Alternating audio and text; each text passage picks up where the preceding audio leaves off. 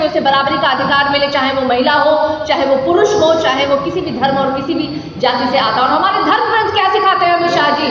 अमित शाह जी को पता नहीं होगा कि हमारे धर्म ग्रंथ, चाहे जितने भी महाभारत, रामायण और गीता है, उसमें क्या लिखा गया है कि मनुष्य को बराबरी का अधिकार होना चाहिए, एक दूसरे के साथ भाई। ये दिखाता है कि अमित शाह या भारतीय जनता पार्टी के लोग कितने कुंठित व्यक्तित्व के लोग हैं, कितने घृणित मानसिकता के व्यक्ति हैं।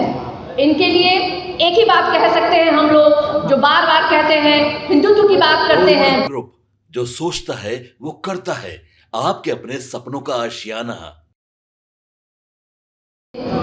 कहा कि अंबेडकर का नाम जितनी बार लेते हैं, अंबेडकर अंबेडकर अंबेडकर एक फैशन बन चुका है।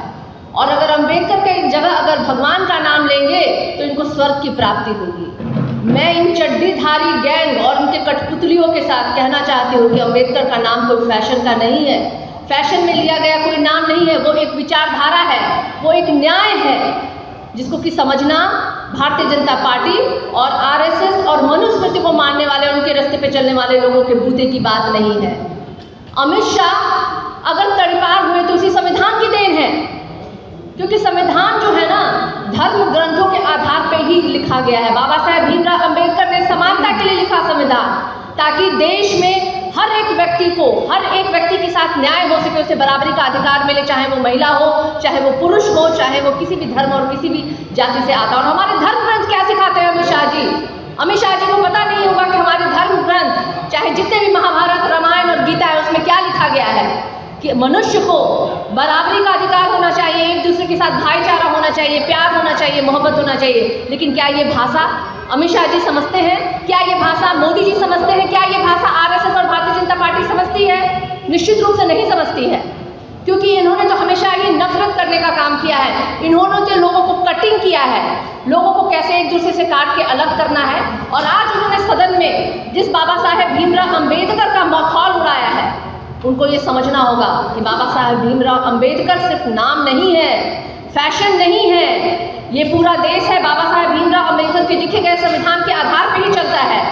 आज अगर सदन में जब वो जा रहे हैं तो शपथ भी अगर ग्रहण कर रहे हैं तो उसी संविधान को हाथ में लेकर के शपथ ग्रहण कर रहे हैं और कसम खा रहे हैं उसी संविधान की। और इस तरीके से उसी सदन के अंदर संविधान रचयिता का मजाक उड़ाना, मखौल उड़ाना, ये दिखाता है कि अमित शाह या भारतीय जनता पार्टी के लोग कितने कुंठित व्यक्तित्व के लोग हैं, कितने घृणित मानसिकता के व्यक्ति हैं।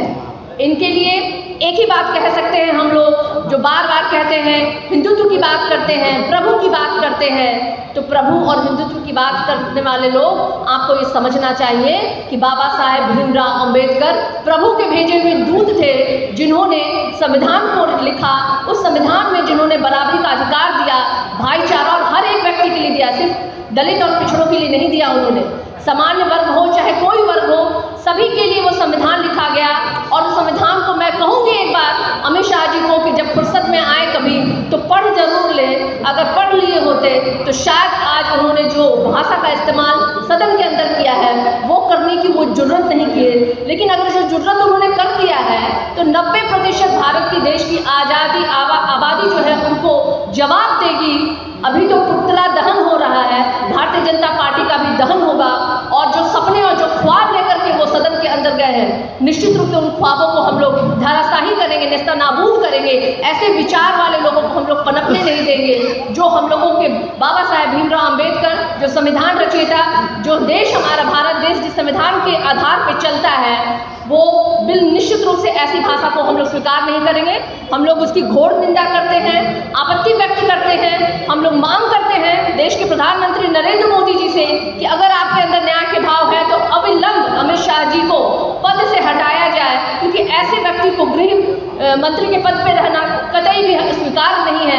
90% आबादी को स्वीकार नहीं है और 90% की आबादी जो है इसका विरोध करती है। और मैं 131 सदन में बैठे हुए हैं दलित और आदिवासी सांसदों से ये पूछना चाहती हूँ कि ऐसी अपमानित बयान के बाद वो क्यों चुप हैं? क्या उनके जबड़े सूख गए हैं? क्या उन्होंने अपनी जीभ काट की गुलामी उन्हें सौंप दी है भारतीय जनता पार्टी को?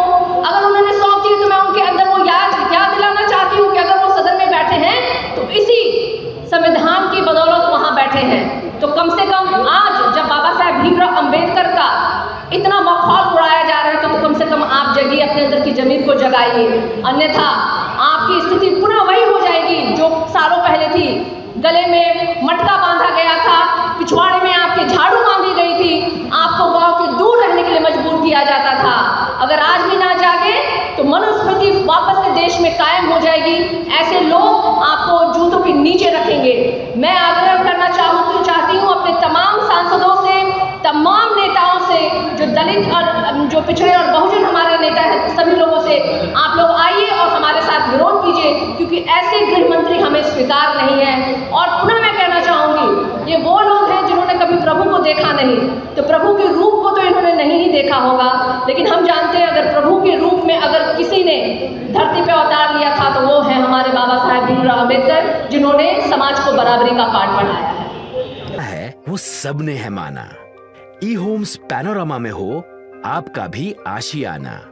और फाइनली हमने 2021 में इस प्रोजेक्ट को लॉन्च किया। बहुत लोग अप्रिशिएट कर रहे हैं कि पूर्णिया जैसे शहर में, बिहार के, एक तो बिहार की बात करें उसमें भी पूर्णिया जैसे छोटे जगह में इस तरह का लाइफस्टाइल देना, ये सुन के हम लोगों को बहुत अच्छा लगता है। ई होम्स में हमने कुछ और भी किया है, जैसे हम जिस जगह में रह रहे हैं हमारे फैमिली सिक्योर हो, उनको सिक्योरिटी का ध्यान में रखा है। आपकी सुविधा और सुरक्षा आपके लिए खास है, ये आपका विश्वास है। इसमें आर्टिफिशियल इंटेलिजेंस का 7 लेयर सिक्योरिटी का हमने इस्तेमाल किया है। लस ग्रीन कैंपस को बनाया है। यदि हमारा बाउंड्री वाल है तो वो वर्टिकल गार्डन है। ये जितनी भी फैसिलिटी होता है एक इंटरनेशनल टाउनशिप में ई होम्स है, ये हम लोग विश्वास नहीं कर पा रहे हैं। जो भी हमारे मित्र, दोस्त या जो भी हमारे बाहर के बाहर आते हैं तो हम लोगों को बहुत अच्छा सुनने को मिलता है और बहुत अच्छा क्रेडिट मिल रहा है। वो सारा हमने सिर्फ एक बिल्डिंग नहीं बनाया, हमने एक बहुत अच्छा लाइफस्टाइल दिया ई होम्स में, और मेरा एक सपना था जिसको मैं आज फुलफिल होते हुए देख पा रहा हूँ। ये आपका आवास है। ई होम्स पैनोरामा में अब आपका निवास है। E homes Panorama, luxurious lifestyle redefined. Panorama group, जो सोचता है वो करता है। अगर ये वीडियो पसंद आई और वह बिहार के राजनीति और बिहारियत से सरोकार रखेनी तो सब्सक्राइब बटन दबा के चैनल के सब्सक्राइब कर ली। ओजे एगो घंटी बा, ओकरा बटन दबा देला से कुल सटीक और मारक खबर रुआ मुफ्त में मिल जाई। अगर रुआ पत्रकारिता के हमनी के नया प्रयोग में सहयोग कर चाहतानी तो ज्वाइन बटन दबा दी। पेटीएम नंबर नोट कर ली 9386816700।